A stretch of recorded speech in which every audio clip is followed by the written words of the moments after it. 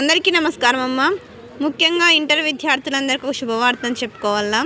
అదేంటంటే 4 నుంచి ఇంటర్ విద్యార్థులకు మధ్యాహ్నం భోజనం అనేది ఈనాడు పత్రికలో ముద్రించినారు. ఇక్కడ చూడండి, మంత్రి లోకేష్ చేతుల మీదుగా ప్రారంభం. Vijayawada Sayakapuram Madhuranagar news today.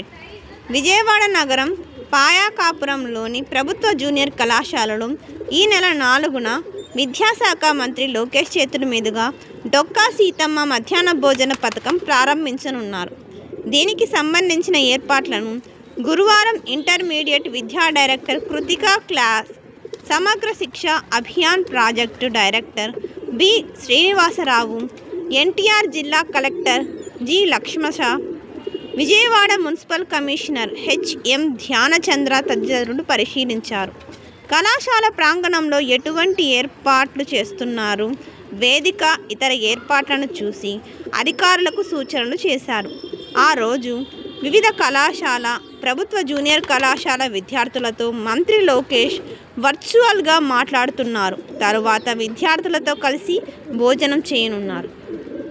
అలాగనే ఇప్పుడు మళ్ళీ ఇంకొకసారిగా ప్రత్యేక ఎడిషన్లో కూడా ముద్రించబడినది.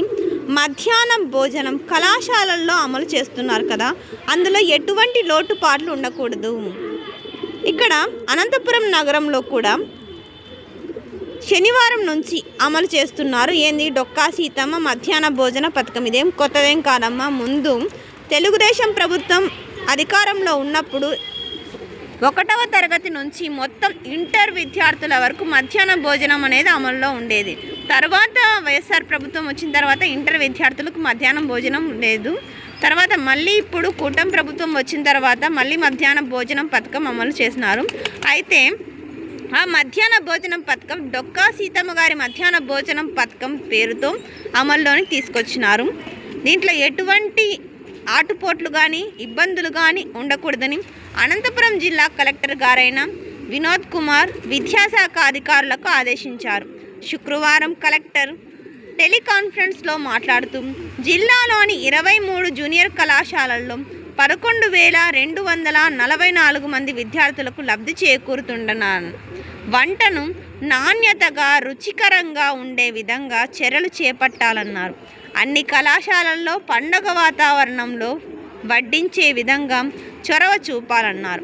ఎంపీ, ఎమ్మెల్యే, ఎమ్మెల్సీలు, ఇతర ప్రజాప్రతినిధులను ఆహ్వానించి సజావుగా జరిగే విధంగా చూడాలన్నారు. ఇంకా ఏ టెన్షన్ లేకుండా మధ్యాహ్నం భోజనం, క్యారీర్లు అట్లాంటి టెన్షన్ కూడా లేకోకుండా ప్రశాంతంగా ఇంటర్ విద్యార్థులు కూడా తినొచ్చు. అందరికీ ధన్యవాదాలమ్మా. ఇంకా మన ఛానల్ సబ్స్క్రైబ్ చేసుకుని వాళ్ళు ఎవరంటే దయచేసి సబ్స్క్రైబ్ చేసుకోవాలని కోరుకుంటున్నాను. నా ఛానల్ సబ్స్క్రైబ్ చేసుకొని ప్రత్యక్షంగా పరోక్షంగా సపోర్ట్ చేస్తున్న వాళ్ళందరికీ పేరు పేరున ప్రత్యేకమైన హృదయపూర్వక ధన్యవాదం. అందరికీ ధన్యవాదాలు.